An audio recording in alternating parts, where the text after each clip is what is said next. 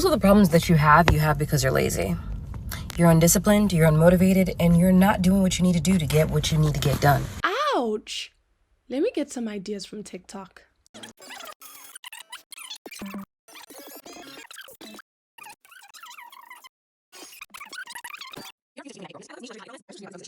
Have you, like me, found yourself stuck in a cycle of self-improvement, disappointment, motivation, and starting all over again? Today we're going to take a deep dive into some of the hottest self-improvement trends. We're talking the winter arc. We're talking the 75 hard and soft. We're looking into glow-ups and even the it girl wellness trends. If you've ever felt inspired, pressured, or even exhausted just by watching these trends online, you are not alone. From TikTok to Instagram and even YouTube, these trends promise the perfect formula for a happier, healthier, more successful you. But at what cost? And more importantly, are they sustainable or even realistic? Are we truly improving or just getting stuck in another cycle of consumerism? Self-improvement is nothing new, but it seems to be everywhere right now. Social media has catapulted these trends so that it feels like every day there's something new for us to try. Let's break down a few. The winter arc. From my research, I have learned that in anime and manga, a winter arc typically refers to a story arc set during winter. This could involve seasonal themes such as snow, cold weather, winter holidays, or the symbolic meaning of winter, like death, introspection, or dormancy. But in self-development, winter arc refers to when a person takes the coldest and darkest days and uses them to refocus, reimagine, and realign with their desired destinations. Let's take a look at what some experts are saying. When speaking to The Independent about the benefits of this trend, Penny Weston, a fitness, wellness, and nutrition expert, said, "I think it's great to see people turning the drearier months into something positive. The colder weather and shorter days tend to make people feel more sluggish and make worse decisions for their health and well-being. So I think it's great to see people turning this around on itself and using these months to really take control of their health and wellness." In addition, the viral challenge encourages participants to share their progress online, which fosters a sense of community. Finding something to focus on, especially knowing others are doing the same, gives people a sense of purpose, commitment, and community, says Jess Parkinson, personal trainer and director at the Happy Healthy Body Company. Social media can already feel like an unrealistic place at the best of times, especially as most people share only a snippet or the best bits of their lives, highlights Parkinson's as she talks about the potential cons of this trend. A challenge such as this could easily make someone feel as if they aren't already doing enough and put more pressure on themselves to achieve. Instead of getting swept up in the toxic productivity culture and becoming overwhelmed, Parkinson encourages everyone to listen to their bodies. Another sticking point for me with the winter arc is that it's just so seasonal, right? Like it hyperfixates on the season. It's in the name. These seasonal trends seem to forget that even when seasons change, a lot of things in our lives remain constant. We still have to work, study, be in community with others, and so much more. But these all-encompassing seasonal trends demand swift and overarching changes that may not always be realistic. They also follow and precede other seasonal trends and challenges. Summer body, anyone?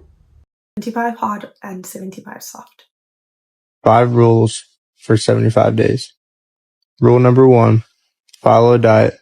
No cheat meals, no alcohol. Rule number 2, 2 45-minute workouts a day. One of them has to be outside. Rule number 3, drink a gallon of water a day. Rule number 4, read 10 pages of a self-development, nonfiction type book. And rule number 5, take a progress pic every day. This is an intense program with strict rules around diet, exercise, and discipline. And of course it takes place over 75 days. 75 days of anything is extreme and unmanageable, especially while balancing school, work, and family. Having a consistent schedule where you can follow these strict rules that demand time for very specific things every day for 75 days is not something many people can achieve, not because they are not disciplined or don't want to, but because day to day we can encounter some fluctuations and changes within our schedules, right? One weekend it might be your grandmother's birthday party. Another day you might feel a little under the weather or have a migraine. People living with different levels of pain and chronic illnesses, all of these things are not considered in challenges like these. In an article titled "The 75 Hard Challenge is Full of Red Flags," Christine Byrne, a journalist turned dietitian, writes, Andrew Friselli, an entrepreneur, bestseller, author, highly sought after consultant, and public speaker, created the 75 Hard program for himself. Frisella has no medical, nutrition, or fitness credentials. He says that it is the only program that can permanently change your life. But what he actually means by this is pretty vague. He lists several supposed benefits like boosting your career, feeling confident, managing time better, becoming more self-aware, and of course, getting into the best physical shape of your life. There's no evidence behind any of the supposed benefits of 75 Hard. It's no surprise that 75 Hard isn't even trying to pretend like it's evidence-based. This is literally one guy sharing a very strict protocol that he made up. The claims are intentionally vague. More confidence, more independence, getting in shape, because of course there's no way to actually prove them. Then came the 75 Soft, an alternative to 75 Hard. So 75 Soft is a more relaxed version of the 75 Hard. And it tries really hard to shy away from the pitfalls of 75 Soft. Though easier, it's clear that 75 Soft also has its own shortcomings. I have personally seen so many different variations of 75 Soft that it's starting to seem that it does not have as strict rules as 75 Hard. This is a positive because this means people are starting to use this framework, but also taking control of the habits that they choose to introduce into their lives, as well as setting realistic expectations for the results that they may get from the challenge. Oh, the glow up. The age-old transformation from caterpillar to butterfly. This idea has been fed to us long before social media. We can see it in Disney movies and coming-of-age stories, and even in the celebrities we grew up watching. Now, we follow social media influencers that model what a glow-up really is. This trend goes far beyond self-development in terms of your appearance, exercising, mental health, and other such things that the other trends so far have focused on. This trend can also include things like where a person lives, the car they drive, and even personal relationships like their marriage. Glowing up glamorizes a life that is unattainable without money, time, and let's be honest, filters. It's rooted in unrealistic beauty standards that reinforce the idea that external transformations are key in finding happiness. The pinnacle of a glow up might call for you to spend thousands on your smile or moving to a penthouse with a great view. It may be redoing your home to match one of the many aesthetics, or even dressing the part. Either way, there are many boxes to check off and not much time. The last trend I want to delve into is what I like to call It Girl Wellness. It's going to Pilates and having the perfect green smoothie. It's sea moss gummies and interesting sleeping aids. It's aesthetic skincare and €500 LED masks. Pilates and certain wellness trends can be great forms of exercise, but they are often presented as part of a whole lifestyle package. This package might require expensive memberships, clothes, and accessories to even be worthwhile. How can you do Pilates if not at a well-renowned studio wearing the perfect outfit? How can you drink your green smoothie if not in the perfect glass? How can you even participate if you don't have the perfect body already? This is an excerpt from an article in Elle magazine. My biggest complaint is that it's all on you to fix things, says Rena Raphael, a journalist turned wellness expert turned wellness detective who dives deeply and thoroughly into the pros and cons of the industry in her new book, The Gospel of Wellness. You should be taking a bath. Have you tried yoga? Generally, the things that are being suggested cost either money or time. One report shows that the average Briton spends £200 monthly on health and fitness routines. What should be fixed, she says, are the systems, especially for women, that mean that we're not feeling well in the first place. Healthcare, community, and social norms. The article goes on to say the global wellness industry is worth around $3.6 trillion pounds, and it's estimated that figure will be pushing 5.7 trillion by 2025. It's likely all over our social media feeds too. Hashtag wellness has been used over 61 million Instagram posts and has 8.5 billion views on TikTok. Perhaps one reason it's snowballed is precisely because it's so loose in its parameters. Wellness is this nebulous, undefined area, says Raphael. There's no agreed-upon definition of what well actually is, partly because it's so personal. Almost anything can be seen as self-care. Buying property could be seen as self-care. So every brand wants to call itself a wellness or self-care brand. It's the new industry du jour, replacing fashion and beauty, and it's being treated like fashion now. Every few months, there's a new trend. It's important to realize that these trends are not always harmful on their own. Self-improvement is great, but these trends rarely tell the full story and can set us up for failure because they overlook the reality of daily life for most people. It has been said ad nauseum, social media is an edited reality. Influencers and creators show us highlights, their best days, their perfect routines. What we don't see are the messy days, the skipped workouts, the late night takeouts, and this skewed view affects us more than we think. Social media algorithms push content that is visually appealing and idealistic because that's what keeps us engaged. The more extreme, the better. And this can distort our idea of what is actually realistic. We are taught to believe that if we're not practicing these routines to a T, then somehow we are failing. Everyone else has time to partake in these practices, so why don't you? Ever heard of the saying, Beyonce has the same 24 hours in a day?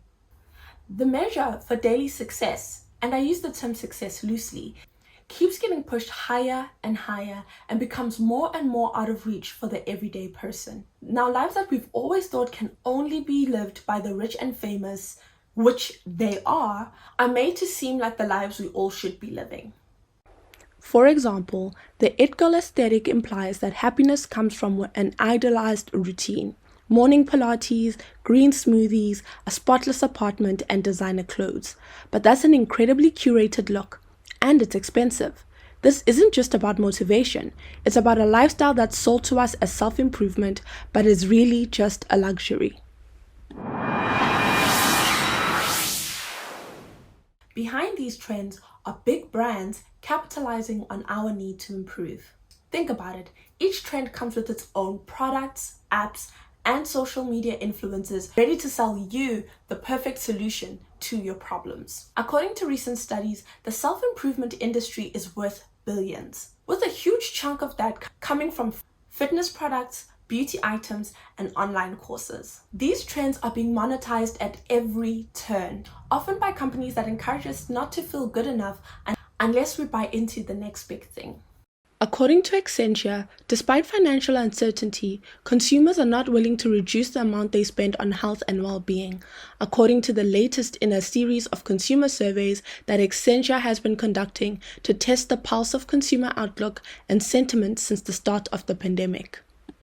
The survey of more than 11,000 consumers in 16 countries found that even in the face of widespread uncertainty and personal financial strains, consumers are considering health and fitness to be an essential, alongside groceries and household cleaning products. Even though 2/3, 66% of survey respondents said they feel squeezed financially, 80% also said they intend to maintain or increase their spend on areas related to health and fitness, such as exercise classes or vitamins and supplements in the next year. When brands tell you need to do 75 hard or buy luxury items to become an it girl, they are profiting off of our insecurities. It's a trap that convinces us to spend money in the pursuit of a better self, even when it's not sustainable. Now let's say you still want to tap into the positive aspects of these trends. I'd like to turn your attention to the barriers to entry. For most people, the time, energy, and money necessary to take part in these trends is not feasible. Working 2 jobs, taking care of family, living on a budget, None of these trends account for those realities. Not to mention other aspects such as disabilities, lack of access due to geographical locations, and other such things. Think about it. 75 Hard asks you to work out twice a day. What if you don't have access to a gym? It also states that some workouts need to be outside. What happens if you live in a dangerous city? To truly glow up, you need a couple of luxury or expensive items. What if you're on a tight budget? Or live in a place where these brands don't ship to? These trends are often designed with certain audiences in mind, and this leaves many people feeling excluded and some wanting to take part even more. So what are the alternatives? How can we work on ourselves without falling into these traps? Number one, focus on small, consistent habits. Instead of extreme trends, focus on 1 or 2 habits you can implement into your daily life. Things like a quick walk, meditation, or drinking more water can have lasting effects on your life without being overwhelming. Invest in what works for you. Self-development is not one size fits all. Rather than copying what you see online, ask yourself what you need. Maybe it's more rest. Maybe it's setting boundaries. Or maybe it's acquiring a skill that helps you in your career. Mindful consumption of social media. We often forget that we don't have to follow every trend. Curate your feed. Follow people who uplift you, not those that make you feel inadequate. Remember, social media is a highlight reel, not real life. Build self-compassion. Acknowledge that self-improvement is a journey, not a quick fix. It's okay to have off days, skip a workout, or just relax. Real self-improvement happens when we learn to support ourselves through every phase. And last but maybe most important, define success on your own terms. Ultimately, success should be personal. You get to decide what a better version of you looks like, not social media. Self-improvement is a beautiful thing, but we have to be careful to not let trends dictate our lives. And I say this as someone who has fallen into these traps. I mean, check out my vlogs. The best self-improvement happens slowly, with patience, and in ways that are actually sustainable. Don't let capitalism and social media pressure you into a version of better that does not feel right for you. And that's everything, guys. Thank you guys so much for joining me. I'd like to hear from you guys in the comment section. What are some sustainable self-improvement techniques that work for you? It was so great talking to you guys. I hope you like, comment, and subscribe, and I'll definitely see you guys in the next one. Most of the problems that you have because you're lazy. No!